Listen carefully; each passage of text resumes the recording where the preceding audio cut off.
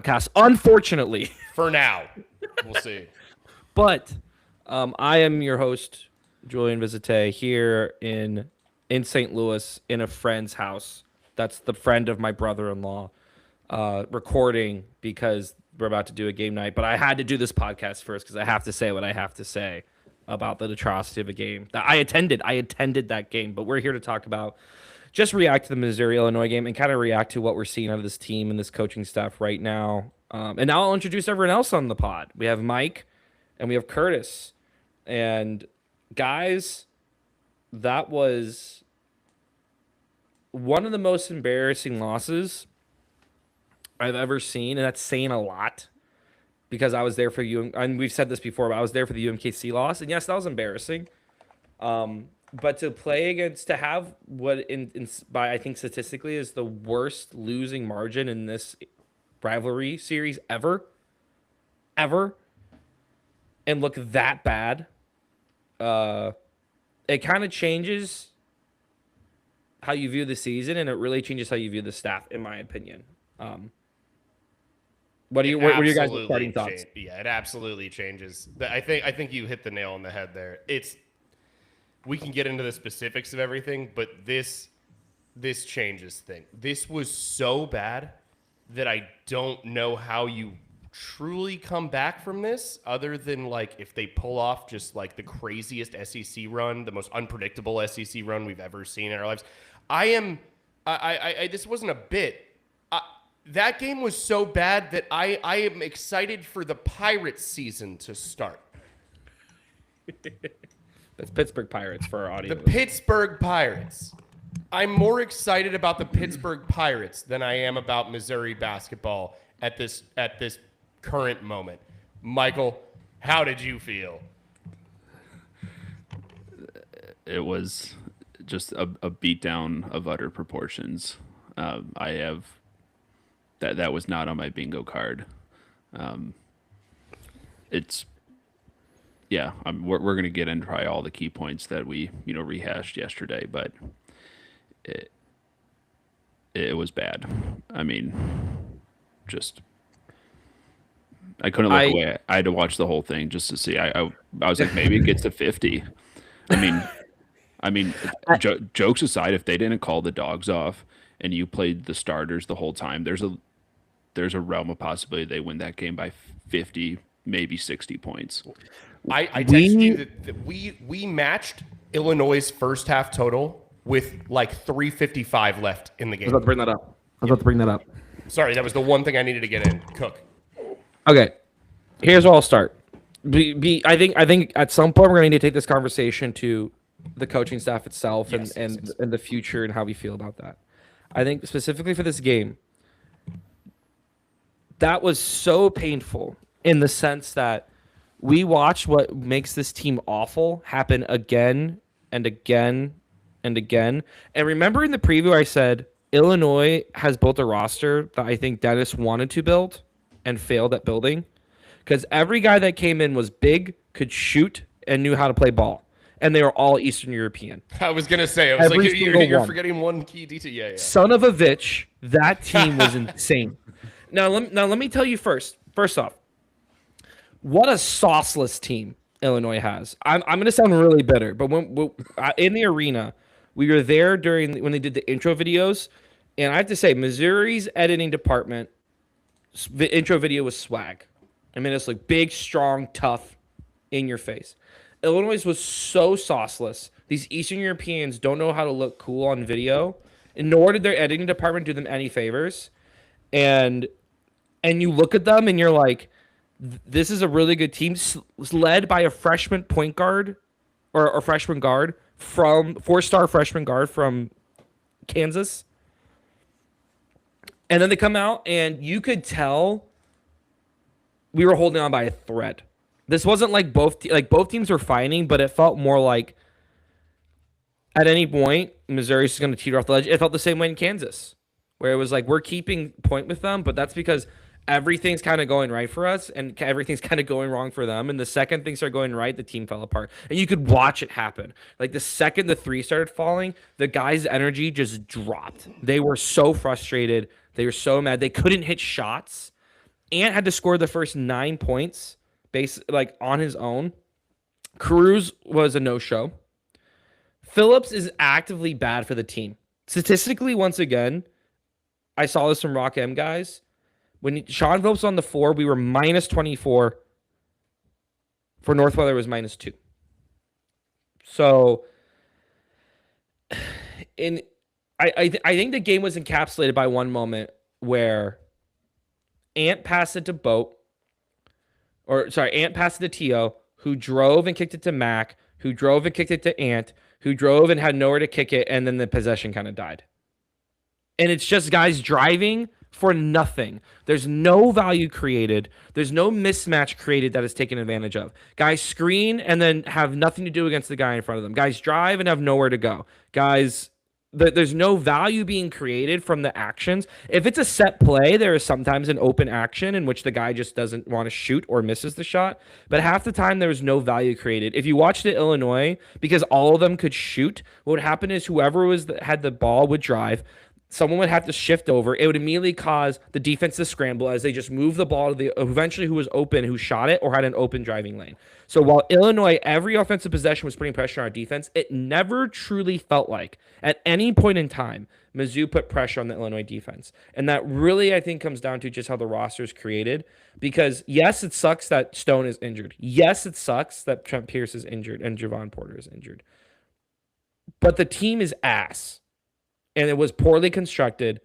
And now we're wasting a great year of Mark Mitchell because they didn't just lean into what would have made the team great and tried to build this hodgepodge team that is now bad.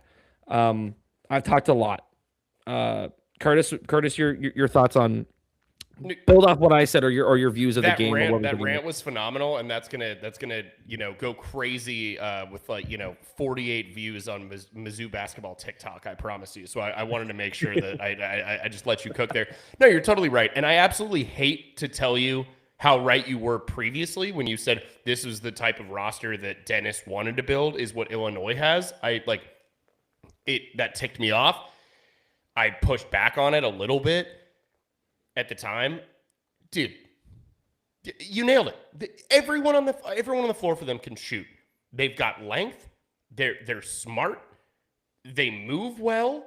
And when you get to the end of a shot clock and they make the extra pass, whomever is out there is capable of hitting a shot. We don't have, at least at this current moment with our health situation, we don't have a group of guys that can do anything close to that. I know it's a bad matchup for us roster-wise. I really do believe that this is it is an awful matchup for us. That being said, holy crap, that was tough. Mike? And here we go. Yeah, let's get all right. Let's no interrupting. The segment that everyone's been waiting for. All right, let's set it up well, and then we can let him cook. This is like I got a 4-parter, so I'm gonna dice it out. But shout out playing Devil's Advocate pod, tuning in again. Same with Glenn. Brody was in there earlier. All right, back at it. I am tired of hearing about next year's recruiting class. We've been saying that for 3 years. I'm done. That doesn't mean nothing. In the era of NIL, transfer portals, virtual portals, in-person portals, all that shit doesn't mean anything. These kids are now merchant Marines, and they are going to the highest bidder. That's my piece.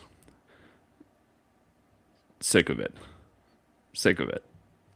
We got exposed in every element humanly possible. Our bigs have no, and in this game, I'll credit Illinois is a great team. Illinois is going to be a Sweet 16 caliber team. Credit where credit is due. But Northweather, Phillips, they got exposed. And it was probably for the better that Porter was not on the court because he would have been part of the exposition. And it wasn't even, to some extent, it wasn't even a basketball game. That this was a hostile takeover and an audit of our program. And we got exposed like Lehman Brothers 20 years ago when they were doing their fancy Hollywood accounting. terrible. I don't know. I don't know if everyone understands that reference, but I feel like we can infer. Yes, I'm just sick of hearing about the hype about we're going to get Crow and all that. I don't care. It's not like that we have our team is bad right now. Yes, but it's not like we have a team full of complete misfits that we just found at the YMCA and we got them enrolled in Psych 1000 and microeconomics real quick. No, these kids were, I'm not going to say highly recruited, whatever you want to call them, but we got 4-star kids out of high school. Mitchell was a 5 out of high school.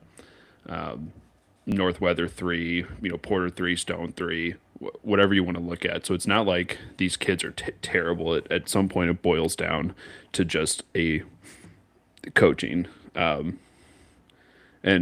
if you've known me, and I've gone on my Dennis Gates rants for a long time, and I think he is now the average Mizzou fan's probably waking up and seeing that these hostile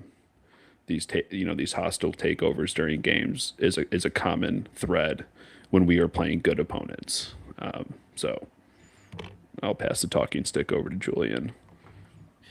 Yeah, I think that's a good transfer into. There's really not much to analyze about this game. Nothing. This game was because I think, as you said, this game being an audit of the program is quite correct. It shows how long has Underwood been in Illinois? Curtis, check that room for me real fast. I am. But here's the thing. Yeah, producer Jamie, look that up. Underwood has been there for a minute now.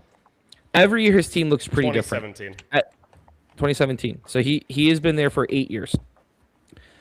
Every year his team looks pretty different. Every year they are good. I don't know. They've been pretty Balkan for a while, But this is the most Balkan they ever been. This was very. But the point being is, he has what he wants his team to be. He recruits to that team, and he recruits the right guys for the team. And they went out, and when he realized, man, this high school recruiting from America isn't cutting anymore.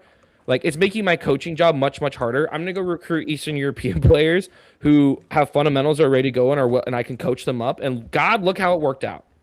And he portaled well. Guess what he got? He got PJ Stojakovic from Cal. Andre Stojakovic from California. PJ. PJ's not even his dad's name. Whatever. He got Andre Stojakovic, who cooked us when he was on Cal last year. And then, obviously, a great player. He's in the portal. Doesn't go to, that would have been a perfect guy for Dennis to get. Nope. Goes to Illinois and then cooks us again. At a certain point, it's like that. The Dodgers once again signed the biggest, free agent from the Japanese Baseball League. Well, yeah, because they've created a pipeline, and that's, I think, what Brad Underwood has done with a lot of the Eastern European players for Illinois. But is at a certain point, it's like, yeah, they're gonna feel more comfortable going there. They're gonna have at least someone who kind of understands, what they're going through. They're gonna have a couple guys to talk to, even if I don't know. I don't want to lump all Eastern European countries into the same bucket, but you know what I mean. Great basketball players. The point being, I'm trying to get at is this. Dennis was supposed to be a recruiter, and his staff was supposed to get great recruits. Okay, good. Coaching still has to happen, especially if you're going to have these high school recruiting classes are so important. And as much as it pains me to say, as someone who really, really wants Dennis to work out, the improvement we're seeing from players in his past 2 classes is not there. I like that you still use the Boat word was one of the highest rated players on the floor. Boat was one of the highest rated players on the floor yesterday. Did not look it in any sense. Last year's recruiting class that are freshmen are not ready to go at all. Lost Marcus Allen, Payne Marshall. And then who do we have left? T.O. Can't shoot still. It doesn't really. And I think the frustrating thing about T.O. is that he is actually making good reads a lot of the time. And he knows he's not going to hit it, so he shouldn't shoot. But that means we had out there at times lineups where only one person had scored. And T.O. feels like he has to shoot because that's how bad everyone else is playing at times, I think. I was standing next to someone who's not like a big Mizzou fan, was there because they had the tickets. It's his wife. That's what he's talking about. No, I'm talking about my cousin. But Okay. she's going, why don't they ever shoot? I'm like, they need to. They're wide open, but they all know they're going to miss. So that just leads to us driving over and over again to nothing. And None of them are good shooters. But here's That's the thing. problem. If you're not going to build a good roster, you better be a good coach who knows how to create advantages for your team and play in a way that's going to create advantages. And that is not happening. And the same things are happening. It's open corner three. And I said the game plan probably is going to be pack the paint, make Illinois beat by shooting. Well, they were beating us by shooting, so at some point you got to do something different. And it was just a open three after open three. Well, why is that? Well, because guys weren't able to stay in front of Illinois players, so they had to help their defend. Why can't they stay in front of players? Well, we got guys who said were good defenders. Turns out they're not. So it's like, if you're not doing if you're not doing the thing that you're supposed to win at, which is get really good recruiting, both portal, both high school, and get there, it's year 4. It's year 4, and while next year's class is great, guess what? The only person in that class who's like world beating it's Crow, but if he fails at the portal again, that means it's just gonna be Crow jacking up 35 shots and probably having horrible percentages, and it's gonna be a team that's just kind of puttering along again. So like, here's the thing: you always have to make decisions that are based on big picture, rather than the next year's program. Because in basketball, you can remake your roster in a year as long as you have good financial support. You can probably get a good portal class and move from there. We can't let one recruiting class define if he stays here or not. Because right now, I'm not confident he will turn that class into something. Based on what I have seen, based on the evidence, why should we have him bring in a class that isn't going to become anything based on his current coach? This recruiting, the portal class that he brought in here, it's my quick pushback, and I want to push it over to Mike after this. My only pushback on that is that these guys that we brought in don't suck, right? You mentioned it earlier. They had been somewhat sought after from other programs. They had done well at their previous programs. So is it that we can't recruit, or is it that we don't know how to actually build a team? It's not necessarily bringing in the talent. It's, you know what I mean? There's just no. No one in the portal class was like a big knock 'em down. We fought tooth and nail and beat out a bunch of the programs for. I would say probably the highest rated portal edition was Mac. Probably Mac and Phillips, right? Phillips was 50. It's Phillips was probably the 8th best center on the market, 7th best center on the market, maybe. And it's we're paying him high V money to come here. You know what I mean? It's not that big of a deal. It's that portal recruiting class was pretty underwhelming. And the idea was, and the thing that was supposed to happen was, okay, we'll coach them up. We're going to get them. They're going to be ready to go. Mac's going to be shooting more. Phillips is going to be... to the guys next year, but you're totally right. That's I'm saying yes. Hypothetically, hypothetically, Dennis could end this year, go portal recruiting great, build up a really good roster on Crow and if he stays, and then go from there. But it's how's that going to start happening now? How at the end of this season is he going to go to boosters and say, hey, I know that was another really bad season, but but give me the money now, and I'll finally get those recruits. It's that's also the problem, is that if you don't have quick, especially in this era where NIL is so important, if you are not having success immediately, you're going to really struggle to get the extra money you need to continue being successful. So unless Gates has the boosters under this magical spell, there's 2 ways I think this season goes, or three ways this season goes, right? One, Trent Pearson, Jason, and Jane Stone come back, and all of a sudden this season's amazing, and somehow it magically turns around, and we have this amazing run, and somehow still make the SEC tournament. And then it's well, the injuries got him, and he coached his butt off, and things turn around. 2, the season completely implodes. We win 3 SEC games, and he's fired. And they just eat the contract, and they go, we got to move on. Or there's that magical third one, which is he wins just enough that they're should we fire him? And now there's this weird limbo, and then he has a bad portal class. We do this all again next year. And so our favorite. I would rather I don't know. It was funny, before this game I was talking with a rando on the bus over to the arena, and I was like, by the way, yeah. I was like, I don't want to fire him, because it's so hard to whenever you hire a coach, it's you're rolling the dice. No matter how much research you do, you're kind of rolling the dice. After this, I'm we got to roll the dice. because I keep seeing in this year, which is the 4th year, the team look awful and have no clue what they're doing out there. If we have It's really 2 bad. seasons that are like that big of a disaster between what we think this year might be and what we know a few years ago now was, it is what it is. Mike, please jump in for us. Yeah, Give us something. I look at the I'm NIL dying. the NIL is essentially like it's the accelerant for the fire, but it's not your foundation.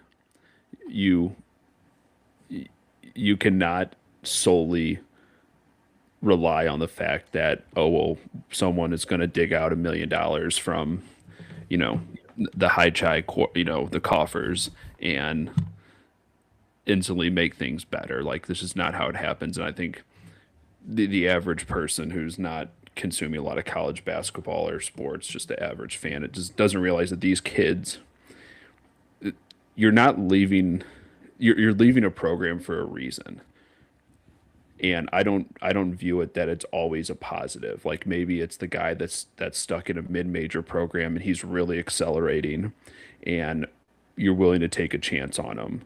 That's great. But then again, there's still the cost benefit analysis. This guy he's dominated, Conference USA or the SWAC or whatever it may be, but coming to SEC ball is completely different, where every kid is going to be, just as good, if not, better than you. So I am not sold on, yeah, it's the accelerant, not a foundation, in my opinion. I don't think you have to build a program, you have to build an identity. And I just don't think we just don't have much right now. I think then you get people, you get the, keyboard warriors that defend, Gates, rightfully so. He's, done his stuff, but, he still goes to the tournament twice. You have the 0-18 season, goes to the tournament twice, but then you still get knocked out by 2 essentially mid-major programs that have an identity and are well coached, and their kids are going to execute, and just it is what it is in some regard. I may not be the most might be clear as mud on my point about the NIL, but at the end of the day, I just don't think you can bank on that. Like, they're just going to chase the paycheck, and if the best money that we could get is Phillips and Northweather, buckle in. I don't know how different that is from other teams though, right? Like, I mean, a lot of programs that have had, are sorry to say it, like, lack of like real success in basketball is, are dealing with the same issues. What's going on there? Dog hair in his mouth? He doesn't even have a dog, folks. That's the confusing part. I don't know. There's an interesting. I'm not going to project my deck tonight, but there's an interesting stat, and it's called the paper tiger factor. I'm sure if you're familiar with the analytic webs, Hasselmetrics Also is a very great. fit in for us. Yes, does a great job at this. Essentially, you don't want a negative number. Mizzou's been a negative number for 4 straight years, to varying degrees. But essentially, we're a team that's going to perform better against inferior competition. And yes, Mr. Egghead. What about Bama last year? And yet, yes, the way our offense is and the variance, we can beat teams. But our paper tiger factor this year is a negative 5.7. Last year's was a minus 0.5. The 0-18 year was a minus 2.15. It means we stink, right? I don't know exactly Yes. what's happening, Yes. but it doesn't sound good. It's bad. Okay. And then the way we stack up against other SEC teams, as we're closing out December here for most programs. Boy, am I excited for that SEC conference play preview that we're doing next week, fellas. Yeah, I'll save. Everyone tune in. yeah, I'll save it, but we might win 3 or 4 games.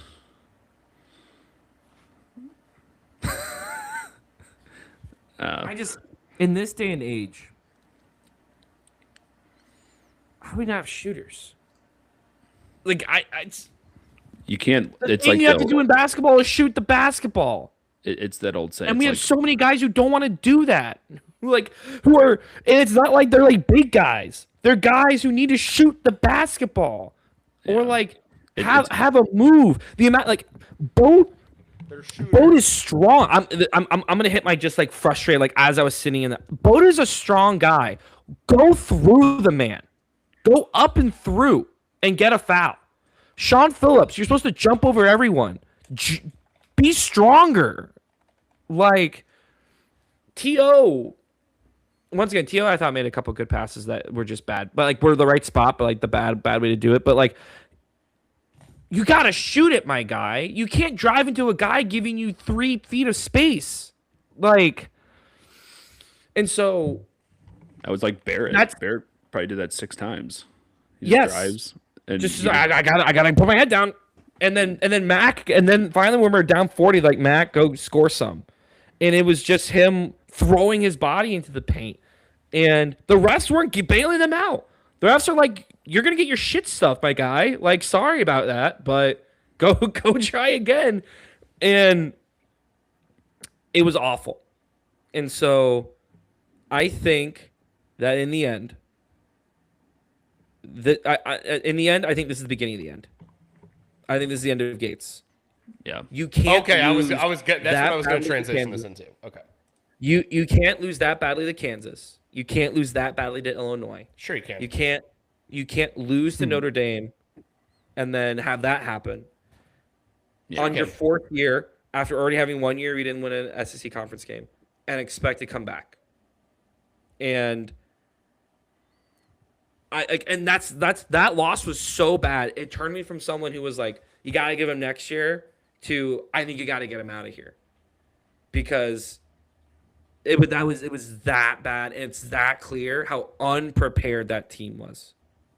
Like, I need to get someone who has a track record of actually coaching players to playing better consistently. Underprepared. And while there have been players that have been better under Gates, I'm not saying Gates doesn't coach anyone better. You could argue Grill, Tamar Bates, all improved a lot under Gates and his staff.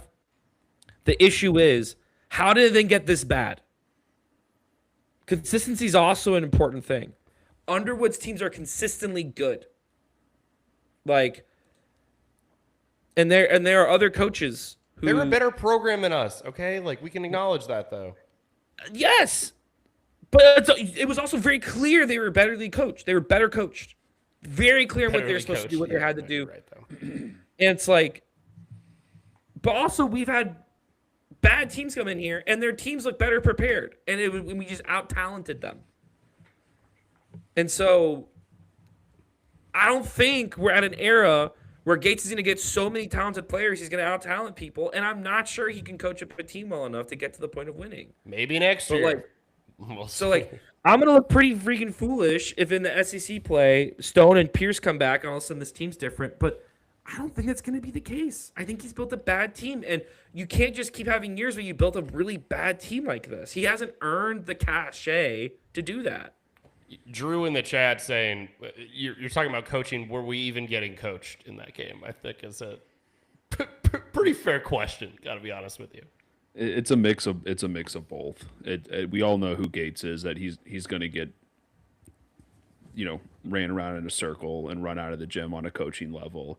And if we hit our threes, which we don't have a reliant three-pointer shooter who's going to notch in grill 22, 25 points a game, that ain't happening, which opens up the lane for Ant to get his, 16, 18, 20 points or whatever.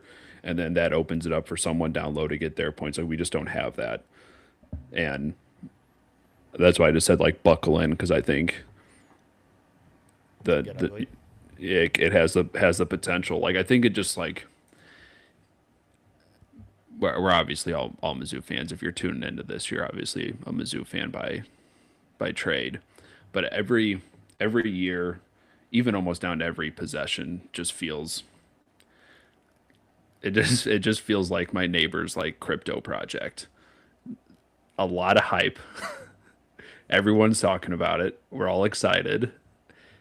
But deep down, I know damn well there isn't an ounce of value. And after 40 minutes of basketball, I just hope that I can walk out with at least some money in my pocket, like, and move on. Hot tip: don't bet on Mizzou. Yeah. I mean, I told funny- you guys what's what funny happened. is- I live bet Illinois, and I got a lot of crap for it, but I stand by my decision. I didn't crap on you. I was like, Mike gave me two good bets. Mike went, hey, you could either make it so you could bet on kind of the blowout or bet on Mizzou eking it out. And I, in my foolish fanness, bet on Mizzou eking it out. When in my heart of I hearts, didn't want to I do knew it that was gonna be a though. blowout. So I I knew it was waited. gonna be a blowout. I found the exact play. We were 8.5 minutes into the game when I made my bet on Illinois, and we were tied. It was 14-14 after 8.5 minutes. Which, wow, that was a fun stretch. I will say, like, the first, like, I could sense it. We all knew it was coming. but like after the first 5 minutes, literally it was the first 5 minutes when Ann had all of our points. And then objectively, when I was keeping up with the live box score, I was like, oh, hey, I think we're going to make it interesting. But then after I saw that Ant, had all of those points, I'm like, yeah, this isn't happening. Like, this dude, Ant's not going to have 80 points. Nope. Like that guy Bench does. Like, it just doesn't happen. That guy Ben. Well, there's two schools of thought. There's like, oh, Yeah, is who's that guy, Ant going Ben? off today? And the other school of thought Yes. is like, oh, dang. If And then it we're just- relying this much on Ant, that probably doesn't bode well for the next 30 minutes of this game, No, right? Yeah. It wasn't fun. It wasn't fun. I look forward to making money betting against Mizzou this year. That might be the play. Hey, look, here's the I'm thing. not doing that. I don't like doing that. We were tied, and I was so upset at how bad that I knew we were about to get slaughtered. And I've never But been that's a more quick right about game. anything in my entire life. We were tied when I made that bet. I got a better line than the pregame, and I was just like, dude, they're better than we can't stop them, and we can't score on them. So I could have gotten a better number. I got Illinois minus 6.5. I feel like a numbnuts. I think the so Mizzou are in the chat. Maybe that's how we get NIL money. Bet against Mizzou. Mizzou throws the season, but just the AD is secretly betting big on Mizzou losses the entire time, and then uses all that money next year. Feed the NIL fund. Big move. But anyway, Take every alt line that's available. Yes. I think what's gonna suck is Mizzou. The only way Mizzou wins is gonna win these games is by playing the ugliest brand of try to get as many like guys throwing their bodies into guys getting fouls, only making 70% of their free throws, and then praying that Jacob Cruz and Jane Stone can just flamethrower some threes in, and that's gonna I'd be fine like. with 70% free throws. And what's great and what's insane was, I think I also knew the game was not going to happen early when they set up 3 different plays for Cruz and he had open shots every time and just wasn't hitting them. Yeah. And I was like, we needed him to be on fire, and if he he- was not. and Illinois was hitting their open threes, dude, because all of them were open threes and all of them could shoot threes. Peja Stojakovic's kid was hitting his open threes. I, for Shocking. one, am shocked. I bet that dude was shooting 1,000 threes a day. Go back and play NBA Live 2005 and do the 3-point contest. Who's the highest rated guy you can use? Peja Stojakovic. Okay, PJ Stojakovic. give you that. Yeah, PJ Stojakovic. Yeah. Even guys, with- I honestly got nothing else to say. No, that's it. I wanted to ask so Julian, you kind of alluded to this earlier. Let's wrap up the hate speech here for a bit on something a productive conversation. Do you think Dennis comes back next year? Do you think this is that bad? I don't think he comes back. Especially if we hit a few more just complete disgusting blowouts this year, where it's like we're not competitive at all. then I think he's gone. And if he doesn't come back, Tony Bryant doesn't come, Jason Crow doesn't come. Jason Crow probably not, because they committed purely because of Gates. Tony Bryant loves the staff too, but here's the thing: it's like if this happens, it's so late that they might simply just go, "We'll give you the same money. Here's the new coach," and they'll go, "Okay." Like honestly, if it happens at the end of the year, I could see them keeping all three of them, because it's like give the new guy a year. Crow could probably go to any staff, but like Tony and Chronister will definitely not really have a lot of just pure openings at the same level as Mizzou. So it's like, I also don't think you base it off that. Like the new coach will have the portal. So like, I don't think they're going to come out guns blazing the year after, but like, this is college basketball. I think football's so much different in that sense because you have so much bigger roster build. Like college basketball, you can put a competitive roster on the floor very quickly. And I think that's why, once again, like this being the fourth year, this should not be happening. And I don't even doubt that next year Dennis could come out and have a competent team and go to the tournament again. But it's like, we can't keep having these massive up and downs. It's brutal. Part of that is just the nature of the beast, as we've discussed. So you don't think Dennis comes back next year? Do you want Dennis to come back next year? If I had to bet on it right Mike now, the same question after. I'm the same. If I had to bet on it right now, I don't think he comes back. And do you want him to come back? At this point, no. Now, I can change my opinion on that if I see things happen the rest of the year. Oh, I'm saying 6'7", flip-flopper. This isn't flip-flopping. This is right now. It's like, no. But, like, if all of a sudden the SEC play goes great, then yes. But if you want me to predict, does he come back? At this moment, no. Do I want him back right now? No. Mike, same two questions. I'll answer the second one first. Do I want him to come back? Not a snowball's chance in hell. I wanted him gone for I wanted him gone for a couple of years, and you can ask a lot of our friends. I've been very vocal about that. Do I think he comes back? Knowing Mizzou, I would say yes. I mean, let's just look at this 30,000-foot view in a vacuum.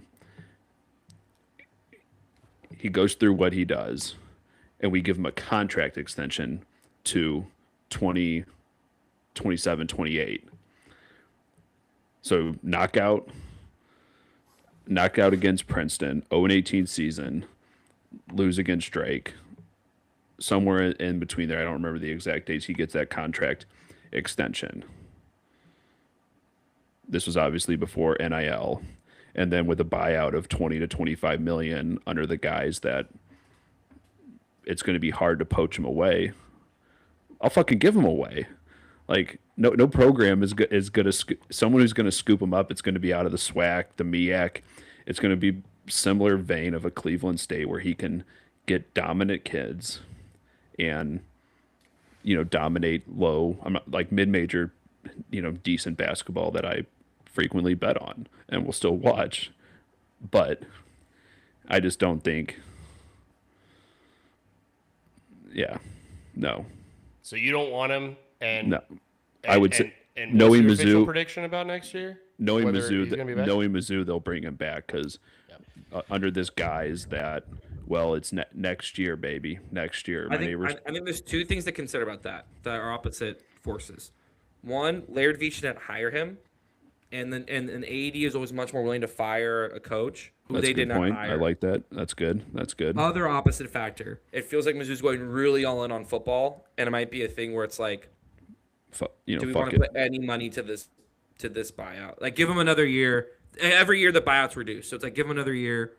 See if it's good. If not, then kick him. So, like, I think those are two opposing forces. Laird Veach was there. He watched that live, and if I'm Laird, I'm like, you're hopping in your humiliating. Oh my God, yeah, you're hopping in your black.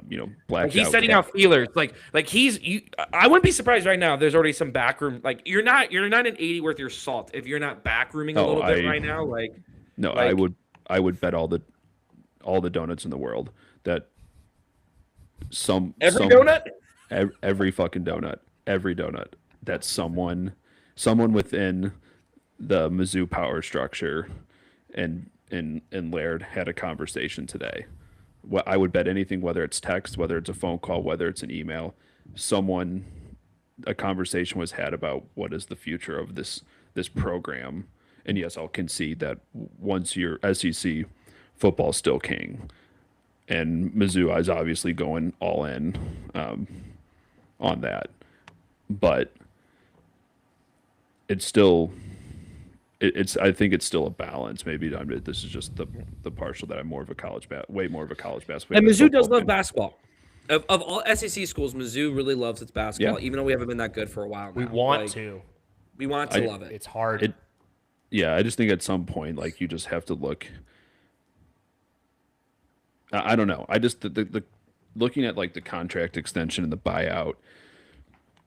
Excuse me, coming off of what.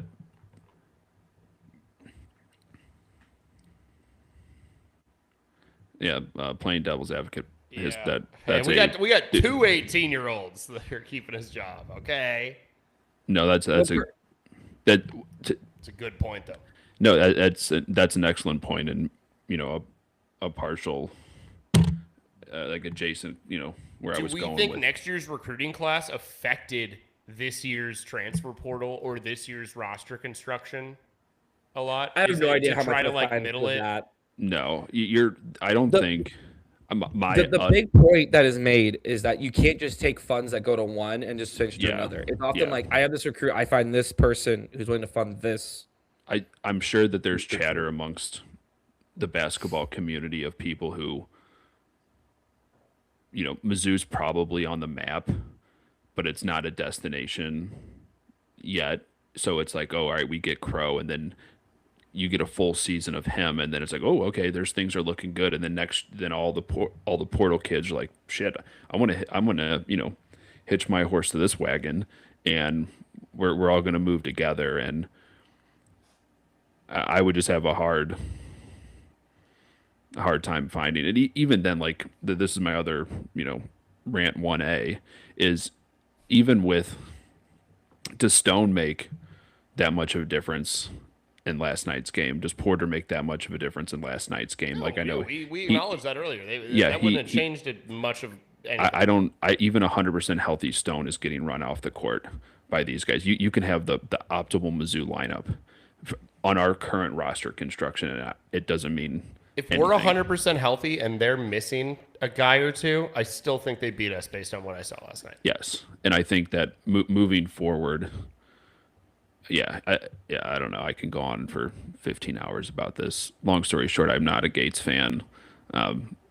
My tell is the effort stats. Like, offensive rebounding is an effort stat in some regard. You can shake your head. There's height. There's long arms. There's genetics. My mom gave me milk when I was little. The ball bounces. There's a lot of variables. The way the ball bounced, I was just like, it went right to the Illinois player. But I also agree. Like, in big picture, yes. It's big scheme. Picture, yes. It's scheme as much as it is effort. Free throw shooting. I don't want to put this. Offensive rebounding in general, getting back. Literally the basic fundamentals that kids, when they are 4th, 5th, 6th grade, that are learning, like, it's still applicable. Like, I don't care if you're a McDonald's All-American. I don't care if I'm coaching the McDonald's All-American. The principle still stays the same. Mike, we don't play that style of basketball, though. We have a unique. But you look at it.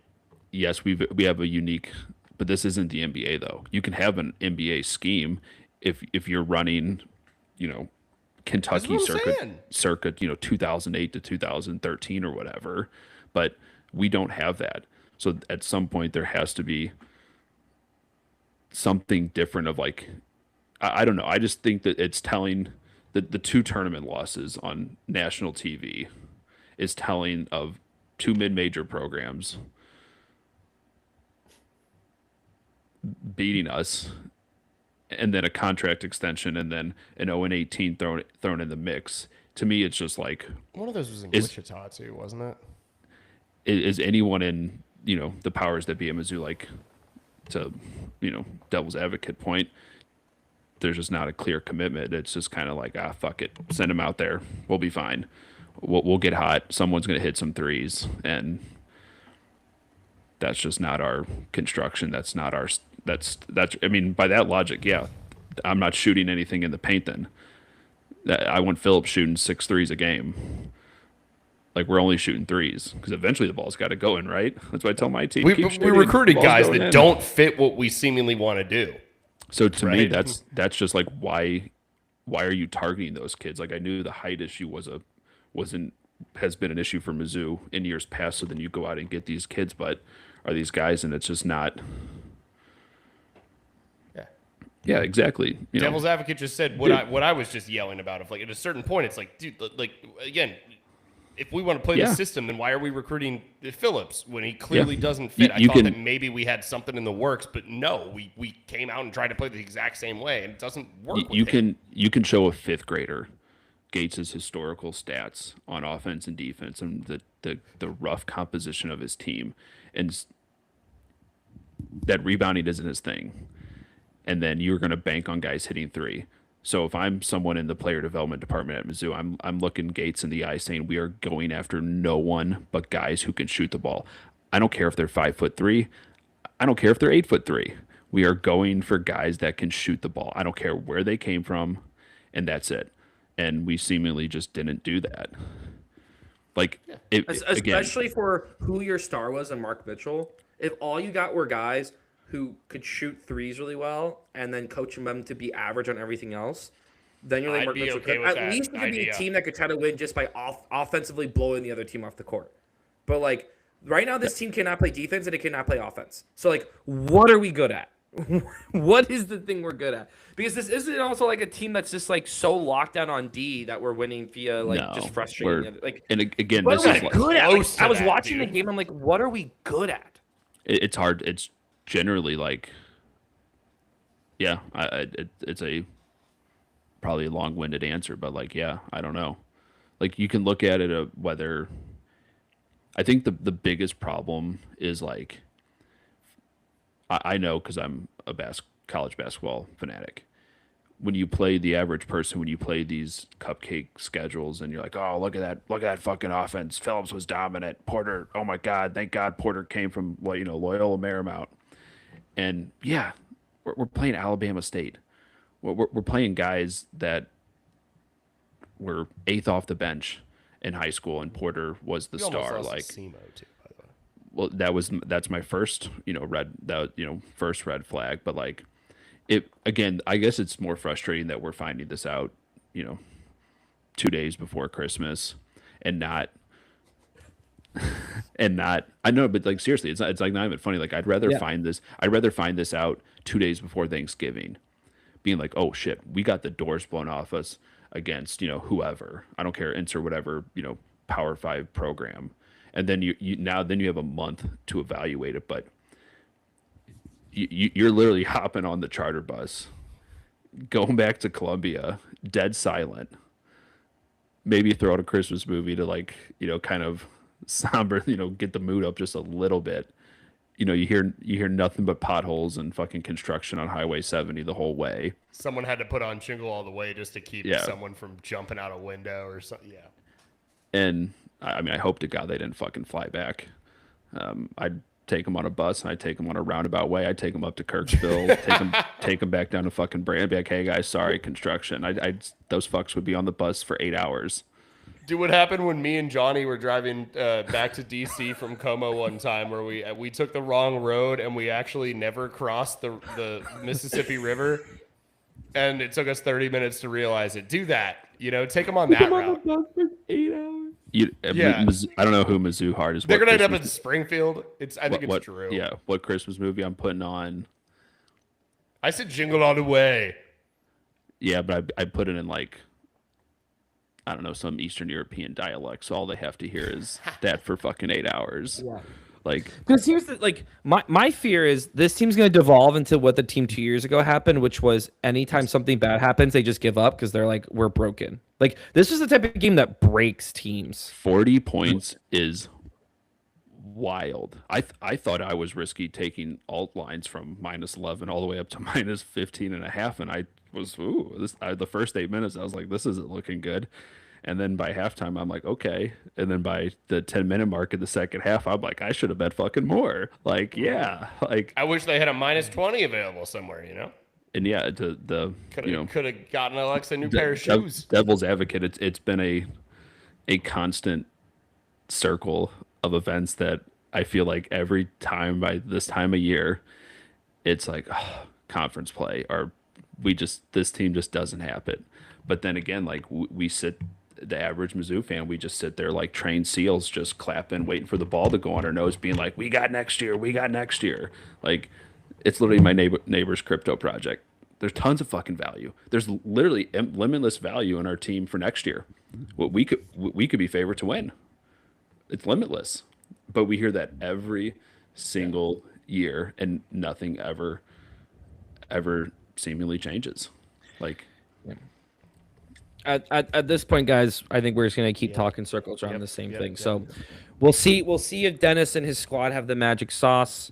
If not, I think we're looking at an interesting second season of the Circle of Basketball podcast. But for now, this is looking like a trudge through SSC play, where we might be having a lot of very similar conversations every game. But we'll try to liven it up. We'll try to have a good time. I mean, hey, man, the Chiefs are eliminated from playoff contention in mid-December for the first time in 11 years. And we're like, oh, awesome.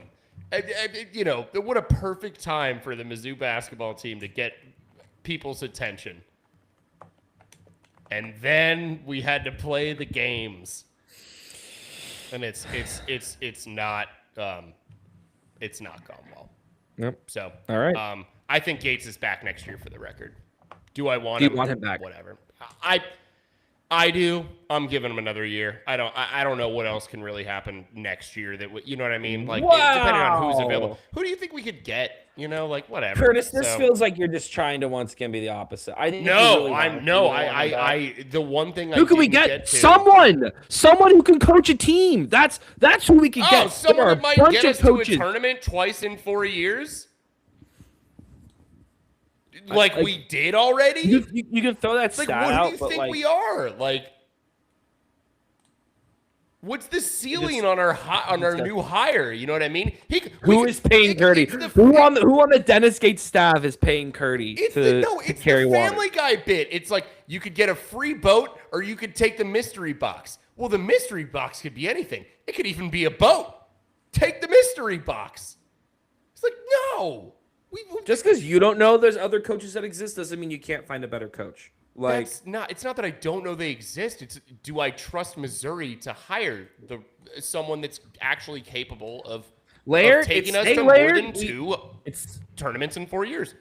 If I'm Laird, I'm getting my list. I'm checking it twice, and I think to get anyone worth their salary, we were going to pay through the teeth. But maybe the devil we know is better than the devil we don't know. That's a Medicare fraud is funding Curtis's lifestyle.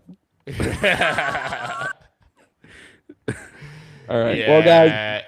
While the team might have stunk it up on the court. Oh my God, Drew. Jesus. Well, horrendous. While the team stunk it up on the court, we had another great podcast. Good job, everybody. We did it again. Bat packs all around, and go have your drink of choice. Yep. Hope everyone has a great holiday season. Let's go, Bucks. I have to drive to the airport to pick Alexa up right now, so have fun. Continue. Yeah, I'm just continuing the fun, guys. MIZ. MIZ.